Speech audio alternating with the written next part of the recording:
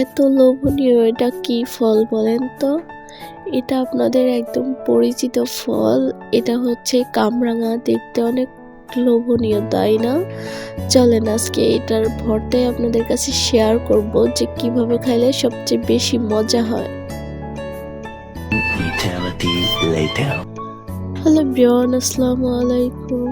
একদমই দুপুরে হচ্ছে আমি এই কামরাঙাগুলো পেরে আনছি, কারণ দুপুরে রোদে বৈশা কামরাঙা ভর্তা খাওয়ার মজাই আলাদা। সো ফার্স্টে আমি হচ্ছে এগুলো ধুয়ে নিয়ে আসছি, আর তারপরে চলে আসছি মরিচটা পুড়াইতে, কারণ হচ্ছে শুকনো মরিচ ছাড়া ভর্তা খাইতে একটু ভালোই লাগে না। তারপরে হচ্ছে আমি এখানে কামরাঙাটা নিয়ে নিয়েছি ধুয়ে একদম হচ্ছে কাটার জন্য। আমি ফার্স্টে এগুলোকে কাইটা নিব, তারপরে চলে আসবো হচ্ছে একটু সরিষা বাটতে, কারণ সরিষা দিয়ে খাইতে অনেক বেশি টেস্ট হয়। তো আশা করি আপনাদের কাছে এরকমভাবে খাইতে অনেক বেশি ভালো লাগবে। এটা হচ্ছে একটা ইউনিক স্টাইল, আপনারা খাই দেখবেন অনেক বেশি মজা।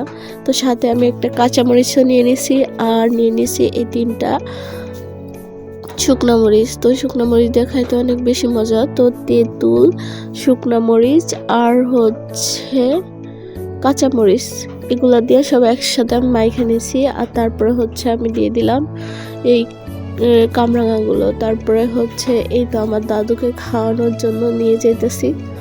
তো দেখি রিভিউ কেমন দেয়।